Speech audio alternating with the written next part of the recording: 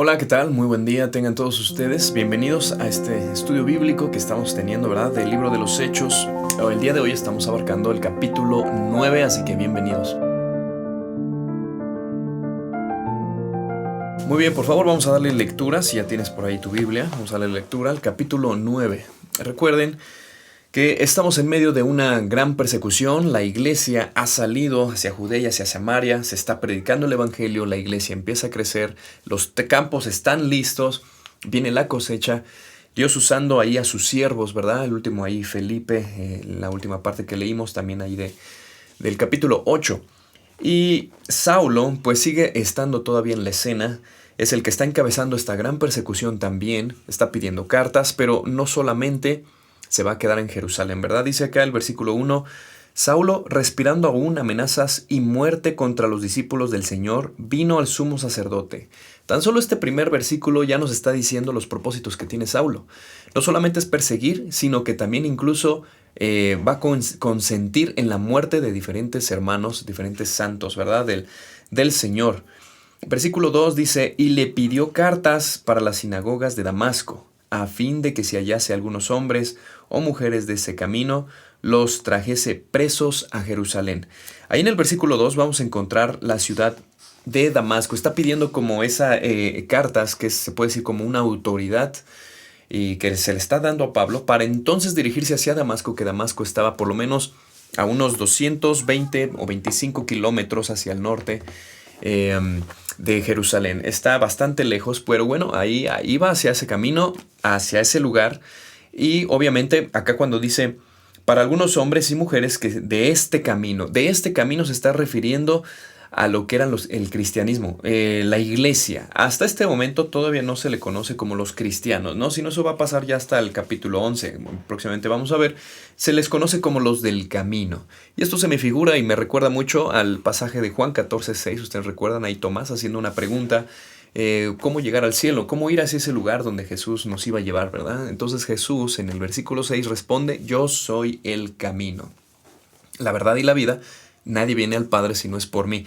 Entonces, bueno, se les conoce a estos como los del camino. Dice acá, en el versículo 3, dice, mas yendo por el camino, aconteció que al llegar cerca de Damasco, repentinamente le rodeó un resplandor de luz del cielo, y cayendo en tierra, oyó una voz que le decía, Saulo, ¿por qué me persigues? Él dijo, ¿quién eres, Señor? Y le dijo, yo soy Jesús a quien tú persigues. Dura cosa te es dar coces contra el aguijón. Él, temblando y temeroso, dijo, Señor, ¿qué quieres que yo haga? Y el Señor le dijo, levántate y entra en la ciudad y se te dirá lo que debes hacer. Aquí el escritor Lucas está narrando la conversión. Seguramente Lucas ya había escuchado ese testimonio de parte de Pablo. Más adelante Lucas va a entrar a la escena, ¿verdad? Lucas ya se incluye incluso en uno de los viajes de Pablo. Y seguramente él narrando este testimonio lo deja aquí escrito ahora en el capítulo 9. Pablo teniendo un encuentro personal con Dios. Cuando una persona tiene un encuentro personal directo con Dios, sea en un sermón, sea en un concierto de música cristiana, sea porque tu hermano o algún familiar o algún amigo tuyo te ha compartido a Cristo y tu corazón está listo para escuchar el mensaje y creerlo por fe, creer en Jesús como tu Señor y Salvador, en tu vida va a cambiar, tu vida va a ser transformada. Y como dice acá, estaba impactado. Muchas veces es así, nos impacta el mensaje de manera que nos caemos rendidos al Señor. En el caso de Saulo, Saulo perseguía a la iglesia, Saulo era un asesino, se puede decir también de cristianos. Entonces, él tiene un encuentro personal de una manera muy peculiar, muy específica, muy especial. Dice que fue en forma de luz, él cae a tierra, se inclina y entonces él hace una pregunta. Dice, ¿por qué me persigues? La cual no tiene respuesta. Él simplemente dijo, ¿quién eres, Señor? ¿Tú quién eres? La respuesta de Jesús, yo soy Jesús a quien tú persigues. ¿Qué quiere decir? Pablo, ok, no es que yo persiga literalmente a Jesús, pero sí está persiguiendo a su iglesia. Y claro, la iglesia también es conocida como el cuerpo de Cristo. Así que literalmente se puede decir persiguiendo a Cristo o persiguiendo a Jesús. Es a quien tú persigues. Y el versículo de 6 dice, él temblando y temeroso dijo al Señor, ¿qué quieres que yo haga? Mira, cuando hay un encuentro personal verdadero, genuino, con el Señor Jesús, cuando una persona pues definitivamente sabe su condición, soy un pecador, lo que estoy haciendo no le agrada a Dios. Pablo en ese momento dijo, lo que estoy haciendo no te agrada, entonces estoy equivocado, pues. O sea, el perseguir, el tener un celo religioso contra aquellos cristianos, contra aquellos hijos de Dios, estaba mal. Entonces viene un arrepentimiento que a lo mejor aquí no lo dice estoy arrepentido, no, pero el simple hecho de decir, Señor, ¿qué quieres que haga? Cuando te convertiste, cuando yo me convertí, quizá también fue nuestro sentir, Señor, aquí estoy, aquí está mi vida, aquí está mi corazón. Hasta el día de hoy, desde esa edad, yo recuerdo mis 18 años, hasta el día de hoy, yo quiero hacer y quiero seguir haciendo la voluntad de Dios. ¿Y tú? En este momento, ¿estás haciendo la voluntad de Dios? ¿Tú recuerdas cuando tú te entregaste a Cristo? ¿Tú recuerdas el día que le dijiste, Señor, aquí está mi vida y mi corazón? ¿Qué quieres que haga? ¿O estuviste dispuesto incluso a obedecerle? Bueno, el día de hoy, ¿qué tanto estás obedeciendo a tu Señor? Es tu Rey, es tu Salvador.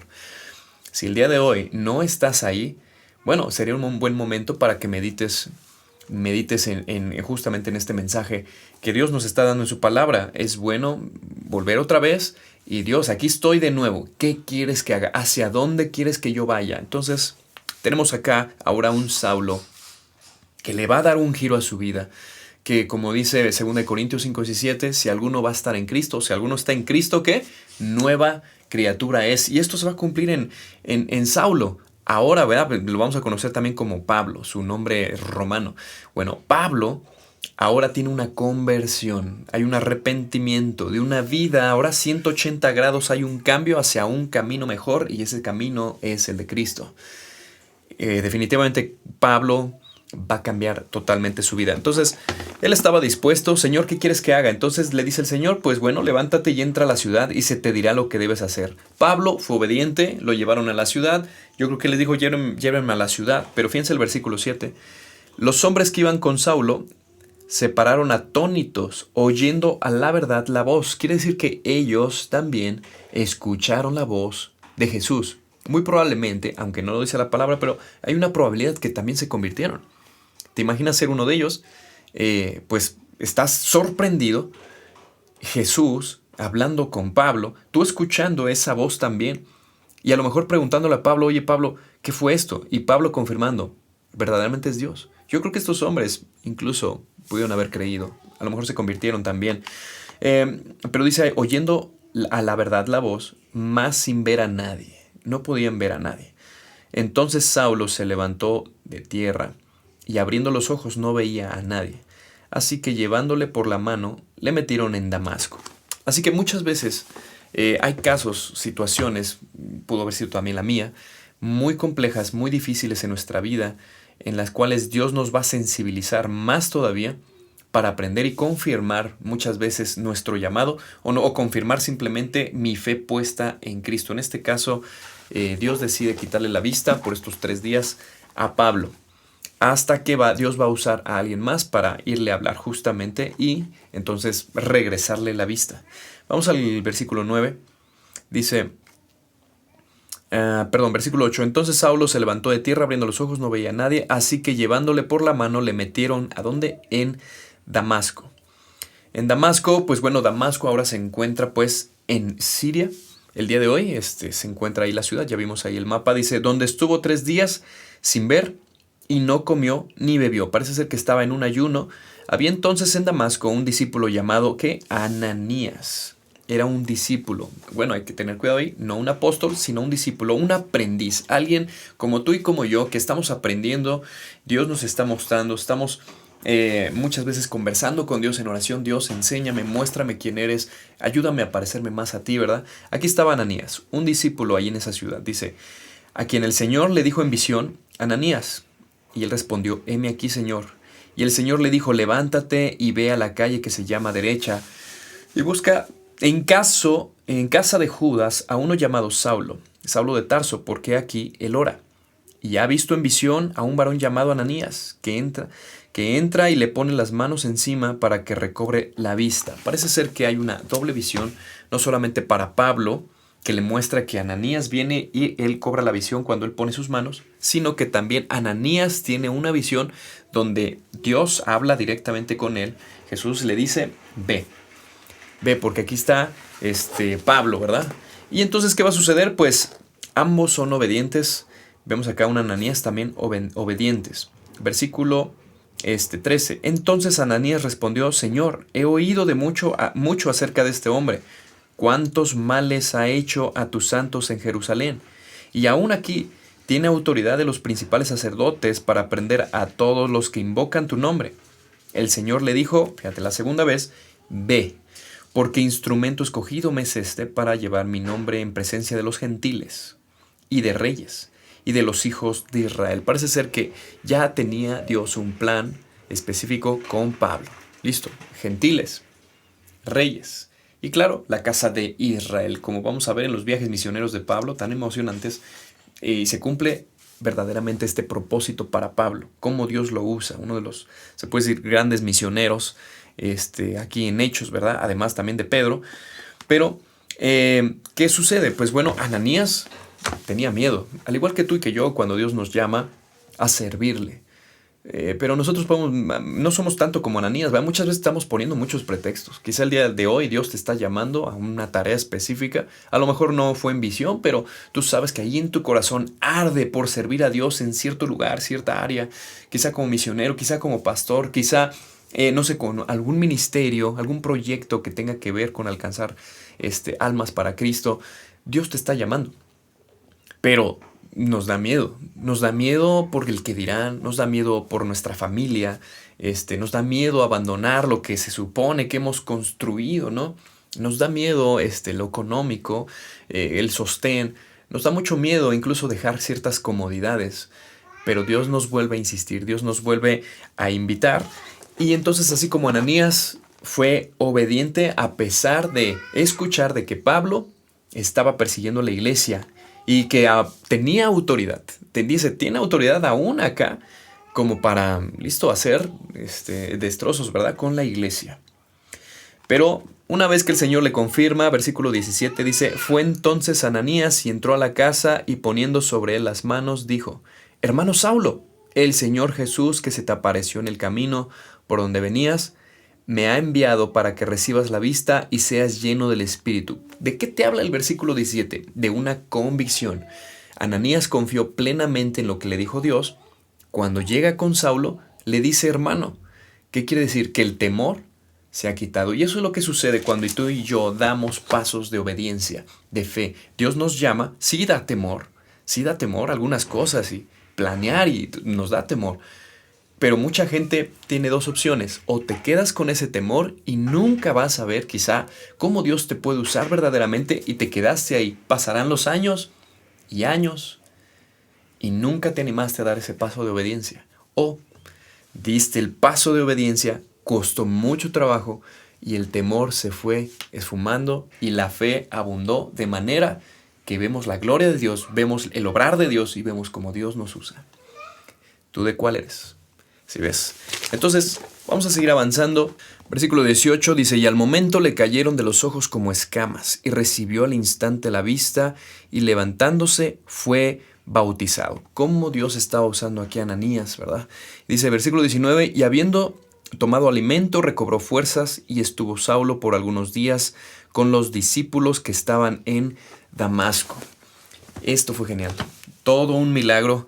Y bueno, no sé si te ha pasado cuando algún familiar, cuando alguien que normalmente tú dices esto es imposible que cambie a alguien tan duro de corazón, tú lo ves como Dios lo toma, lo salva y es transformado y luego ya no lo reconoces.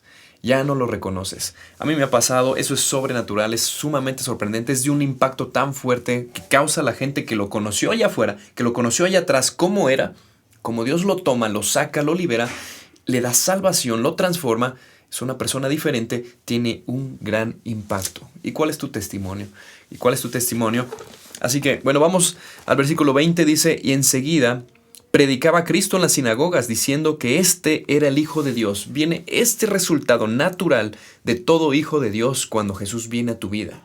¿Quieres comunicarlo a todo el mundo? Lo que Dios está haciendo en tu vida, cómo has sido transformado, cómo estás sanando, cómo tienes paz, restauración. Lo quieres comunicar a las demás personas, tienes un deseo, pero aquí viene un asunto importante que eso también sucede con Pablo. él quiere predicar, defender, pero muchos pues todavía como que no lo ubican, quizá el mensaje también le falta algunos detalles, como todo persona, ¿no? Que vamos aprendiendo, somos bebés espirituales, quizá no conocemos tanto las escrituras, aunque Pablo sí las conocía y sobre todo estamos hablando pues del Antiguo Testamento. Pero ¿qué faltaba? Faltaban algunas cosas, algunos detalles como vamos a ver. Dice acá, y todos los que le oían estaban atónitos y decían, ¿no es este el que asolaba Jerusalén a los que invocaban este nombre? A eso vino acá, para llevarnos presos ante los principales sacerdotes. Pero Saulo mucho más se esforzaba y confundía a los judíos que moraban en Damasco, demostrando que Jesús era el Cristo. Y este versículo nos da un poquito de claridad y luz porque muchas veces tú y yo queremos convencer a medio mundo. Y está bien que comuniquemos el mensaje y prediquemos, pero recuerda, muchas veces como nuevo se da en la fe, como bebés espirituales, pensamos que va a ser nuestra palabra, que va a ser nuestras fuerzas, y es porque estamos aprendiendo, es normal que sintamos eso, ¿verdad? Más adelante somos discipulados, la misma palabra de Dios va entrando a nuestra vida, a nuestra mente, a nuestro corazón, y nos vamos dando cuenta de algo, que realmente nosotros comunicamos un mensaje, pero no convencemos gente nosotros. Nuestra responsabilidad es comunicar el mensaje de salvación del Evangelio, pero el que verdaderamente convence de pecado, de justicia y de juicio es el Espíritu Santo. Es el poder del Espíritu Santo obrar en el corazón de la gente. Pero Dios te puede usar, Dios me puede usar, pero verdaderamente es confiar en Dios. Dios, tú eres el que vas a obrar.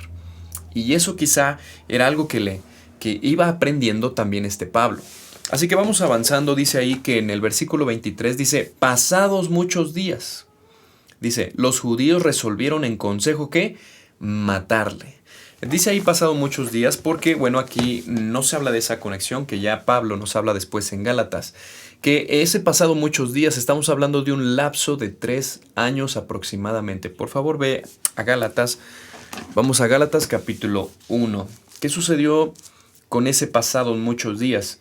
Vamos a Gálatas capítulo 1 y vamos a leer desde el versículo 12 en adelante. Dice, pues yo ni lo recibí ni lo aprendí de hombre alguno, sino por revelación de Jesucristo. Primero que nada, vamos a aprender que fue Cristo el que le reveló misterios, doctrina, le reveló tantas cosas de enseñanza que vamos a ver en sus cartas, que vamos a ver en cada viaje misionero que va a tener Pablo, su defensa de fe, el predicar, todo eso, ¿quién se lo enseñó? Fue Cristo.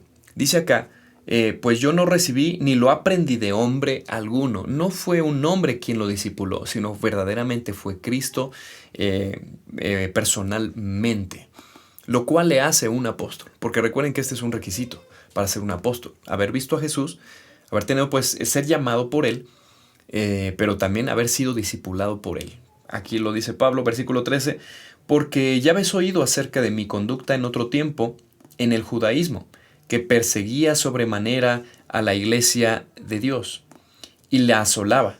Y en el judaísmo aventajaba a muchos de mis contemporáneos de mi nación, siendo mucho más celoso de las tradiciones de mis padres. Pero cuando agradó a Dios, que me apartó desde el vientre de mi madre y me llamó por su gracia, revelar a su Hijo en mí, para que yo le predicase ante los gentiles, no consulté enseguida con carne y sangre, ni subí a Jerusalén a los que eran apóstoles antes que yo. Fíjese bien, ¿a dónde fue entonces? Si no fue con los hombres, ¿a dónde? Dice acá, sino que fui a Arabia, y volví de nuevo, ¿qué? A Damasco.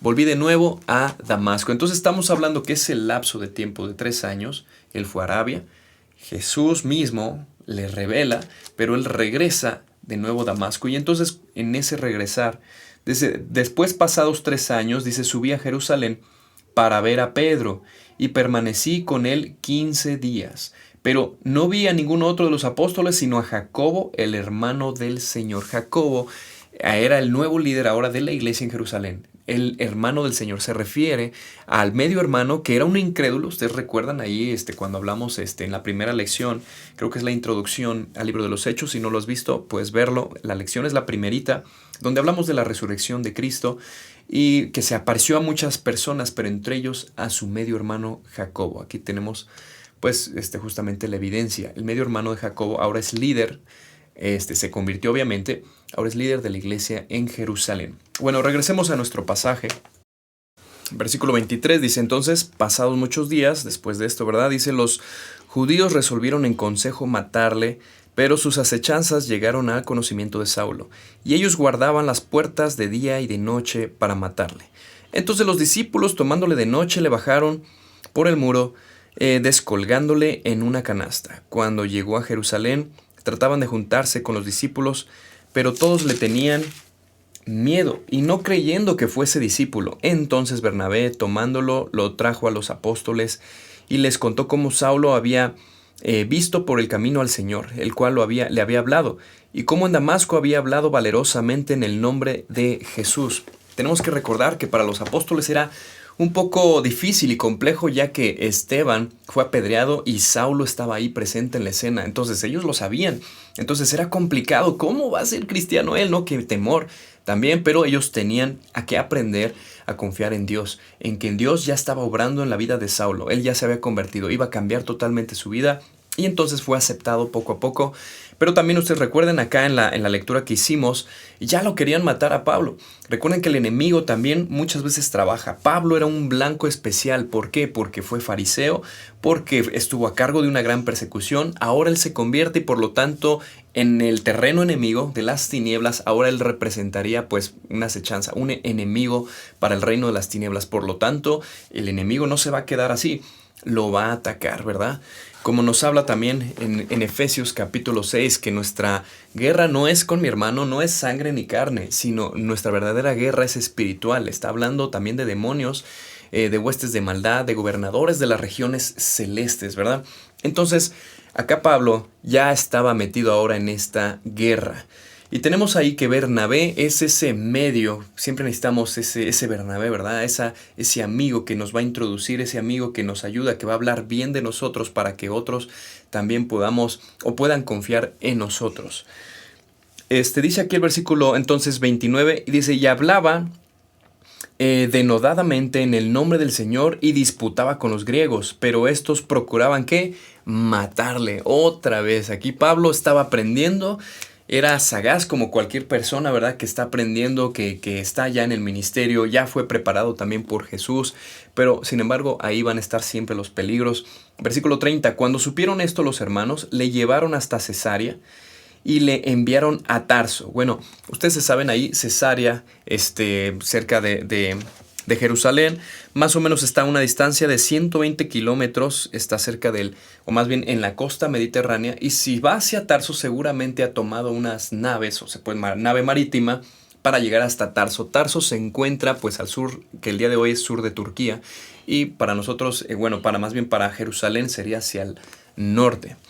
Muy bien, entonces él va a Cesarea, él tiene que irse de acá, su vida está en peligro, dice, lo enviaron a Tarso.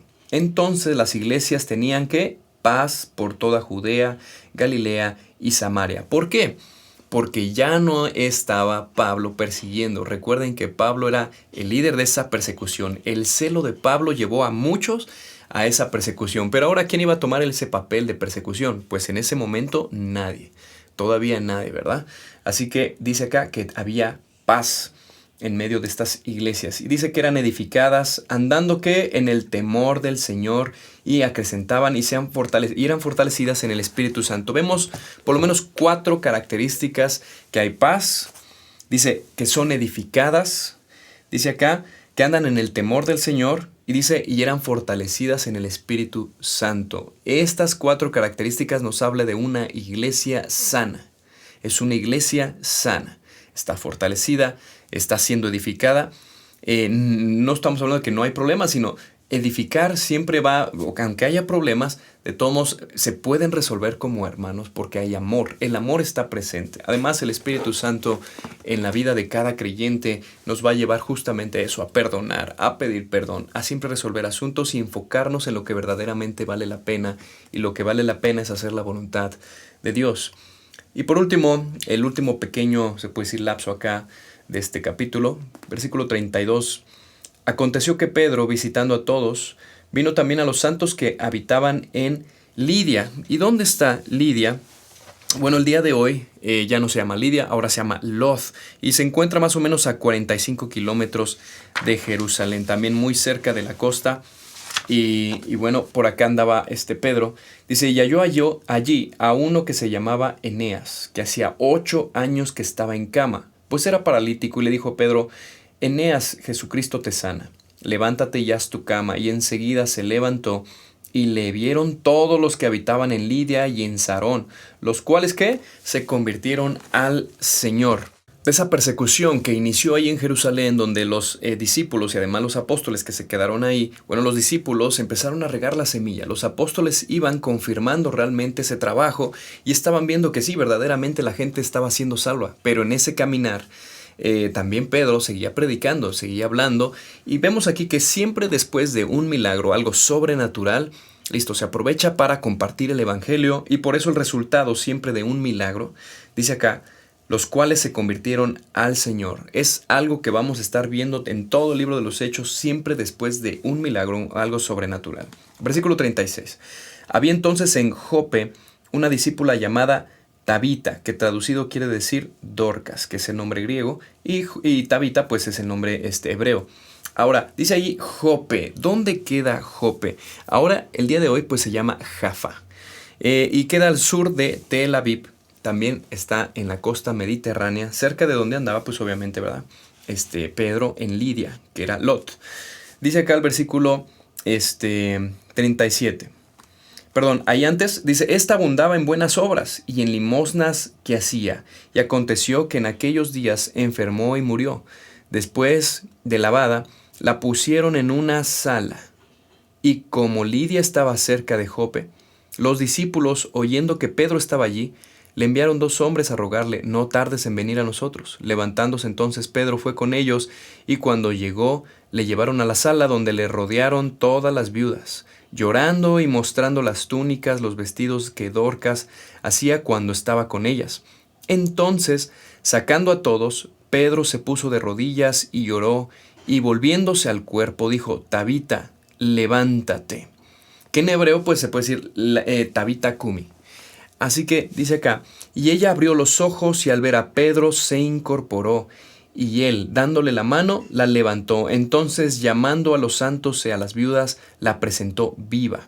Esto fue notorio en toda Jope, y muchos creyeron en el Señor. Una vez más, vienen los resultados cuando alguien en su vida o vemos algo sobrenatural, o cuando el testimonio de algún hermano ha pasado algo sobrenatural en su vida, nos anima a nosotros, pero sobre todo a los incrédulos, les va a animar y van a poner su fe, muchos de ellos su fe en Cristo. Dice por último, y aconteció que se quedó muchos días en Jope, en casa de un cierto Simón curtidor.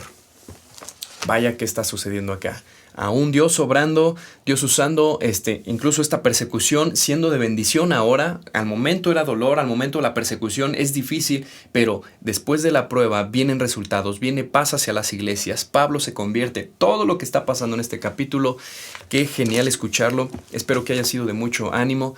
Te invito ahora a cerrar los ojos y vamos a orar. Gracias Dios por esta tarde que nos regalaste, Señor.